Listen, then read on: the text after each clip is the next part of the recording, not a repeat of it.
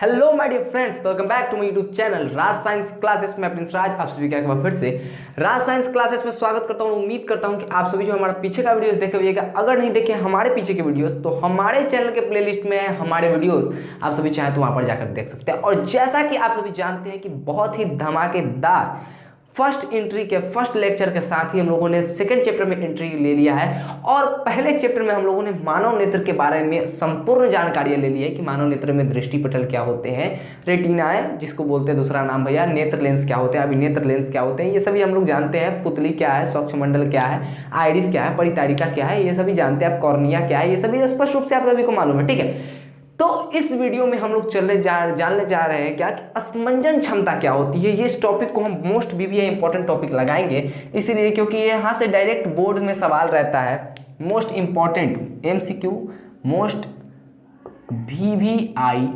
Topic लगाना चाहेंगे, इसलिए इसको हम लिख रहे हैं मोस्ट बीबीआई टॉपिक, क्योंकि डायरेक्ट यहाँ से सवाल रहते हैं बोर्ड एग्जाम्स में कि नेत्र की स्पंदन क्षमता से आप क्या समझते हैं। जी बिल्कुल, नेत्र की स्पंदन क्षमता से आप समझते क्या है, समझ में आई बात है। इतना पूछ देगा, या फिर नेत्र की स्पंदन क्षमता क्या है ये पूछ देगा और दे देगा 2 नंबर, बगल में बैठा देगा 2 नंबर, अब कहेगा बताइए, अब ले जाइए 2 नंबर उठा के। तो इसीलिए इसको जानना बहुत जरूरी है। अच्छा एक बात बताइए, आप लोगों ने कभी ये बात सोची है? जी बिल्कुल, अब आप सोचिएगा कि कौन सी बात सोची है भैया। तो आप लोगों ने एक बात सोची है भैया कि जो होती है भैया, हमारा नेत्र में तो लेंस लगा होता है, हमारा नेत्र में तो लेंस है ना जी, उत्तल लेंस है लगा हुआ, जिसको हम लोग अभिनेत्र लेंस या फिर क्रिस्टलीय लेंस भी कहते हैं। एक बात आप लोग सोचिएगा क्या कि जब किसी नेत्र लेंस को, जब किसी लेंस को रख देते हैं किसी जगह पे, तो क्या करते हैं, उससे प्रतिबिंब बनाते हैं कहीं ना कहीं। तो भैया नजदीक उस वस्तु को लाते हैं तो कहीं और बन जाता है प्रतिबिंब। ठीक है, नजदीक उसको लाते हैं तो कहीं और बनता है। और अनंत और ध्रुव के बीच रख रहे हैं उत्तल लेंस में, अनंत और क्या होता है, अनंत और 2f के बीच रख रहे हैं तो वस्तु के पीछे प्रतिबिंब बन जाता है, यानी कि जिस वस्तु को आप देख रहे हैं उसी के पीछे प्रतिबिंब बन जाता है। लेकिन आप लोग को कैसे दिखेगा? आप लोगों को देखने के लिए इस नेत्र को दिखाई देता है, इसका तो यह स्पष्ट होता है कि नेत्र का जो उस वस्तु का जो प्रतिबिंब क्या बनता है, हमारे दृष्टिपटल पर बनता है। लेकिन किसी उत्तल लेंस की अगर बात करें तो किसी उत्तल लेंस से अगर 2f तथा अनंत के बीच में अगर किसी उत्तल लेंस के 2f यानी कि फोकस मुख्य फोकस की दुगनी यानी कि 2f यानी कि वक्रता केंद्र तथा किसके बीच भैया रखा हो, वक्रता केंद्र 2f तथा किसके बीच, अनंत के बीच अगर कोई वस्तु रखा हो तो उसका प्रतिबिंब वस्तु के पीछे बनता है। तो प्रतिबिंब पीछे बनता है तो हमको नेत्र में कैसे दिखेगा, फोकसित कैसे होगा भैया? प्रतिबिंब हमारे नेत्रों पे बनना चाहिए, नेत्र की रेटिना पे बनना चाहिए। ठीक है, अब हम आपको बताते हैं ऐसा क्यों होता है, क्योंकि वहां पे फोकस को समायोजित किया जाता है। नेत्र लेंस द्वारा फोकस को समायोजित मतलब समझते हैं घटाना या फिर बढ़ाना। तो भैया देखिए, हमारे जो नेत्र में हमारे नेत्र की जो लेंस है उसको तो बार बार हम निकाल के लगा नहीं सकते। अब दूर की वस्तु को देखना है तो हाँ भाई चल आओ, थोड़ा काट के बढ़ाते हैं या फिर घटाते हैं, क्या करते हैं, तुम्हें जोड़ते हैं फिर लगाते हैं। नजदीक के आया तब अल्लाह भैया थोड़ा में 2-4 को फिट करते हैं, 2-4 को फोकस दूरी बढ़ाने के लिए तरीका सा लेंसवा को बड़का बढ़ा देते हैं। फिर क्या हुआ भैया, दूर की वस्तु को देखना है तो आप तरीका से थोड़ा क्या करते हैं भैया, थोड़ा नेत्र लेंस को काट देते हैं, थोड़ा सा तरीका छोटा बन जाएगा। सर्जरी करते हैं क्या बार बार देखने के लिए? नहीं ना। तो एक खूबी होता है हमारे इस नेत्र लेंस में, इसीलिए तो नेत्र को एक विलक्षण प्रकाशीय यंत्र बोला गया है, जिसके लक्षण किसी से भी मैच नहीं होते हैं। जिसके लक्षण कहने का मतलब गाँव जानते यार, क्या हमसे बुलवाना। चलिए तो समझ में आई बात है। नेत्र को किस लिए विलक्षण कहा जाता है मालूम है ना? इसका जो होता है क्या, बहुत ये अद्भुत चीज है। ठीक है, यहाँ इसमें जो नेत्र लेंस लगी हुई है ये फोकस क्या करती है भैया, ये समायोजित होती है। इस नेत्र लेंस की फोकस दूरी जो होती है वो समायोजित होती है, मतलब कि या तो बढ़ती है या फिर घटती है, तभी हम दूर या फिर नजदीक की वस्तु को देख सकते हैं। ऐसा क्यों होता है, कैसे होता है? तो ये जिस प्रकार होता है, नेत्र की जिस क्षमता द्वारा हमारे इस नेत्र लेंस को फोकस दूरी को बढ़ाया या घटाया जाता है ताकि हम दूर या फिर नजदीक की वस्तुओं को देख सकें, इसी क्षमता को हम लोग कहते हैं भैया असमंजन क्षमता। और आप लोगों का हो गया 2 नंबर एकदम, क्योंकि हम पीछे मुड़े भी नहीं है और आपको बता दिए हैं, जिसके कारण आप लोग को लग रहा था कि अभी लेक्चर ही चल रहा है, प्रिंस सर जी का लेक्चर चल रहा है, लेकिन यहाँ पर 2 नंबर हो गया खत्म। अब जिसको भी परिभाषा के अगर अच्छा तरीका से मीनिंग जानना है तो अब भैया वीडियो को स्किप नहीं कीजिएगा, क्योंकि हम फिर से बताने जा रहे हैं। ठीक है, देखिए बोल क्या रहा है कि नेत्र लेंस की वह क्षमता जिसके कारण नेत्र लेंस अपनी फोकस दूरी को समायोजित मतलब कि भाई घटा या फिर बढ़ा करके निकट तथा दूर की वस्तुओं को रेटिना पर फोकसित करता है। रेटिना पर फोकसित करने का मतलब है कि उसके प्रकाश को रेटिना पर फोकसित करता है। एक जगह इसके जो वस्तु की जो प्रकाश होती है निकलती है उसको रेटिना पर फोकसित करता है, यानी कि रेटिना पर जाकर मिलाता है, और जहां पर दो प्रकाश आपस में कटती है वहां पर आपका प्रतिबिंब बनता है। रेटिना पर जाकर ये फोकसित होती है और उसका प्रतिबिंब बनता है, तो नेत्र की स्पंदन क्षमता कहलाती है। नेत्र की किस क्षमता को कहते हैं भैया? तो नेत्र की उसी क्षमता को जिस क्षमता के कारण हम या तो दूर की वस्तुओं को नेत्र लेंस की दूरी बढ़ा या फिर घटाकर देख सकते हैं, फिर नजदीक की वस्तुओं को बढ़ाया या घटा, मतलब दूर या फिर निकट की वस्तुओं को बढ़ाया घटाकर देख सकते हैं। जैसा बोल रहा है कि नेत्र लेंस की वह क्षमता जिसके कारण नेत्र लेंस अपनी फोकस दूरी को समायोजित यानी कि बढ़ा या फिर घटा सकता है, समायोजित करके निकट तथा दूर की वस्तुओं को रेटिना पर देखता है, फोकसित करता है, रेटिना पर फोकसित कर देता है, प्रतिबिंब बनता है रेटिना पर, तब हमें देखने का आभास होता है। इसी क्षमता को हम लोग कहते हैं क्या? स्पंदन क्षमता। यानी कि डायरेक्ट भाषा में बोले तो नेत्र लेंस का अपनी फोकस दूरी को समायोजित करना, यानी कि नेत्र लेंस का अपनी फोकस दूरी का बढ़ाना या फिर घटाने की क्षमता को क्या कहते हैं? नेत्र की जो कहते हैं स्पंदन क्षमता कहते हैं। ये बात स्पष्ट हुई कि नहीं हुई? ये बात स्पष्ट हो गई। सामान्य नेत्र जो होता है, जिस नेत्र में कोई प्रॉब्लम नहीं हो, जिसका नॉर्मल नेत्र हो एकदम, मतलब कि जिसमें कोई इफेक्ट नहीं हो, वाइड इफेक्ट नहीं होना चाहिए, उसमें कोई भी खराबी नहीं होनी चाहिए, मतलब कि दोष वोष नहीं होना चाहिए नेत्र में, ठीक है। तो उसके बारे में भी पढ़ेंगे। नेत्र में दोष, उसको दृष्टि दोष कहते हैं, ठीक है, तो उसको भी पढ़ेंगे। सामान्य नेत्र के लिए स्पंदन क्षमता 4 डायोप्टर पाई जाती है। 4D कहने का मतलब ये नहीं है 4D HD वाला 4D नहीं है, ठीक है। 4D कहने का मतलब है क्या कि नेत्र लेंस की जो स्पंदन क्षमता पाई जाती है वो 4 डायोप्टर पाई जाती है। आप सभी समझ सकते हैं कि 4 डायोप्टर जो है कितनी ज़्यादा पावर है भैया। नेत्र की जो है क्षमता, नेत्र लेंस की जो क्षमता, नेत्र की जो स्पंदन क्षमता पाई जाती है वो 4 डायोप्टर पाई जाती है। कितनी? वो भी सामान्य नेत्र की। यहाँ से कभी कभी ऑब्जेक्टिव्स आते हैं कि सामान्य नेत्र के लिए स्पंदन क्षमता होती है, निम्नलिखित में लिख देगा। फर्स्ट में 1D 2D 3D -4D +4D, तो किस पे लगाइएगा? 4D पर, 4 डायोप्टर पे लगाइएगा, ठीक है। क्योंकि हमारे नेत्र में जो होती है उत्तल लेंस होती है, और उत्तल लेंस का जो होता है फोकस वो वास्तविक होता है। फोकस जो होता है उसका क्या होता है? वास्तविक होता है, काल्पनिक नहीं होता है। और उसकी फोकस क्या होती है भैया? इसकी उत्तल लेंस की जो फोकस होती है वो धनात्मक होती है, ठीक है। तो इसलिए इसकी क्षमता भी धनात्मक होगी। समझ में आई बात? 4 डायोप्टर समझ में आई। अब मोतियाबिंद क्या होता है? कभी कभी आप लोग सुनते होइएगा, क्या गांव घर में रहते होइएगा ना, तो कहता होता है लोग सब, ठीक है। कोई काम ढंग से नहीं होगा तो आंखवा में मोतियाबिंद छैले होगा, ऐसे कहता है कि नहीं कहता है?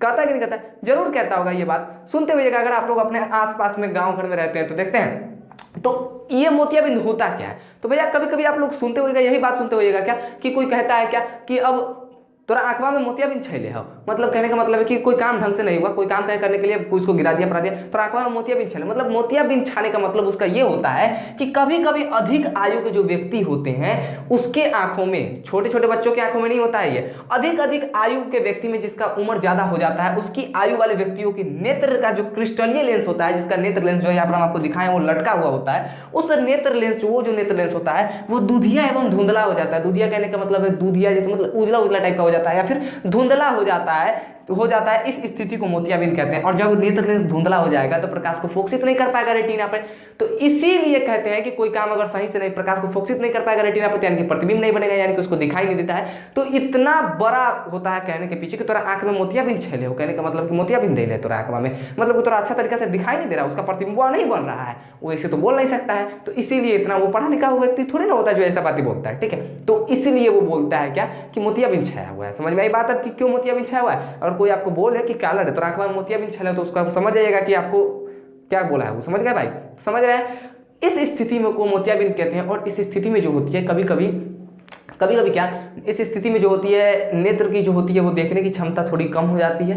नेत्र पे जो रेटिना पे कभी भाई फोकस ही नहीं हो पाएगा, क्योंकि धुंधला है तो फोकसित हो ही नहीं पाएगी, तो यानी कि प्रतिबिंब बनेगा ही नहीं। जब प्रतिबिंब बनेगा ही नहीं तो थोड़ा सा कमजोर तो होगा भाई, देखने की थोड़ी सी शक्ति तो कमजोर होगा।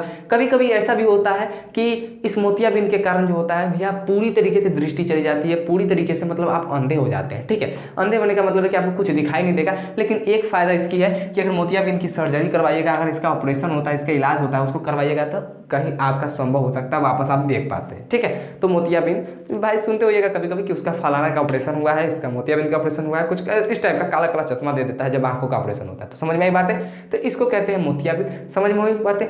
अब एक बात हम लोग आपको बहुत ही स्पष्ट रूप से बताना चाहते हैं, स्पष्ट रूप से बताना चाहते हैं कि स्पष्ट दूरी की न्यूनतम दूरी क्या होती है, स्पष्ट दृष्टि की न्यूनतम दूरी। इसके लिए हम इसको इरेज करना चाहेंगे क्योंकि बहुत ही अच्छे तरीके से बताएंगे भैया।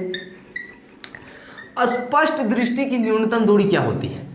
अब इसको बताने के लिए हमको अभी लिखना पड़ेगा, ठीक है। और वीडियो को हम पॉज कर नहीं सकते हैं, क्योंकि वीडियो को पॉज करेंगे भैया तो फिर हमारी दिक्कत बढ़ जाएगी, ठीक है। इसलिए वीडियो को पॉज नहीं कर रहे हैं। 2 मिनट का टाइम लगेगा। आप सभी चाहें तो क्या कर सकते हैं, वीडियो को स्किप कर सकते हैं थोड़ा सा आगे की ओर। चलिए अब बात करते हैं स्पष्ट दृष्टि की न्यूनतम दूरी क्या होती है। चलिए, स्पष्ट दृष्टि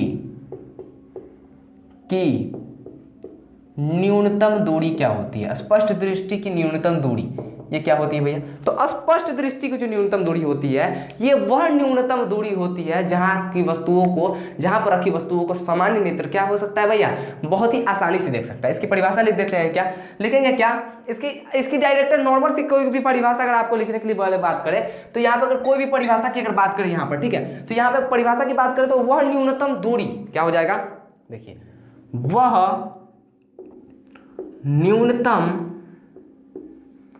न्यूनतम दूरी जहां पर रखी वस्तुओं को सामान्य नेत्र या फिर सामान्य आंख लिख सकते हैं, वस्तुओं को सामान्य नेत्र या फिर सामान्य आंख भी लिख सकते हैं, कोई दिक्कत नहीं है। सामान्य आंख आसानी से देख पाता है। स्पष्ट दृष्टि की न्यूनतम दूरी कहते हैं, क्या कहते हैं, अस्पष्ट दृष्टि की न्यूनतम दूरी कहते हैं। यहाँ पर अगर स्पष्ट रूप से अगर बात करें तो जैसा कि हम दिखाते हैं आपको, क्या कि मेरे पास ये एक बुक है, क्या है, ये बुक है, ठीक है। इस बुक के बारे में बात कर रहे हैं। अब एक बात बताइए, इस बुक को हम यहाँ पर रखेंगे, देख सकते हैं, यहाँ पर रखेंगे, देख सकते हैं, यहाँ पर रखेंगे, हमको इसमें दिख रहा है, यहाँ पर रखेंगे, दिख रहा है। उससे पहले हम आपको परिभाषा बता देते हैं। बोल रहा है क्या कि वह न्यूनतम दूरी, मतलब कि वह कम से कम दूरी जहां पर रखी वस्तुओं को सामान्य नेत्र, यानी कि सामान्य जो आंख है जिसमें कोई प्रॉब्लम ना हो, आसानी से देख पाता है, जिसमें कोई दृष्टि दोष ना हो, उस नेत्र को, वह नेत्र आसानी से देख पाता हो उस वस्तु को, स्पष्ट रूप से स्पष्ट दृष्टि की न्यूनतम दूरी कहलाती है। कहने का मतलब आप लोग कितना समझ नहीं पा रहे होगा, क्या यहाँ पर कितना लोग समझ रहा होगा कि जहां पर रखी वस्तुओं को सामान्य नेत्र आसानी से देख पाता है, वह न्यूनतम दूरी की बात कर रहा है, वह अधिकतम दूरी की बात नहीं कर रहा है, अनंत पर की बात नहीं कर रहा है भैया, ठीक है। वो स्पष्ट दृष्टि की न्यूनतम नहीं, वो स्पष्ट दृष्टि की अधिकतम दूरी में आ जाएगा, ठीक है। वह स्पष्ट दृष्टि की न्यूनतम दूरी में आता है कि न्यूनतम दूरी कहने का मतलब है कि कम से कम दूरी, किससे, हमारे नेत्र से। इसके दूसरी भाषा में बोले कि तो बोले क्या कि हमारे नेत्र से वह दूरी, वह न्यूनतम दूरी जहां पर रखी वस्तुओं को हम स्पष्ट रूप से देख पाते हैं, उस दूरी को हम लोग कहते हैं क्या, स्पष्ट दृष्टि का न्यूनतम दूरी। अब हम आपको एग्जांपल के तौर पर बताते हैं। अब आपका कैमरा पे तो रखेंगे तो आप तो देख ही लीजिएगा, एकदम नजदीक रखेंगे तो ये देख लीजिएगा, लेकिन हमारा जो नेत्र है ये इसको कभी कभी कैप्चर नहीं कर पाएगा। कैसे, देखिए यहाँ पे है तो यहाँ पे लिखा हुआ है मानव नेत्र तथा रंग बिरंगा संसार, पढ़ लिए। पिछले अध्याय में आपने लेंसों द्वारा प्रकाश के अपवर्तन के बारे में अध्ययन किया, ये हो गया। चलिए फिर नजदीक करते हैं, यहाँ पर से भी पढ़ सकते हैं, पिछले अध्याय में अपने लेंसों द्वारा प्रकाश के अपवर्तन के बारे में अध्ययन किया।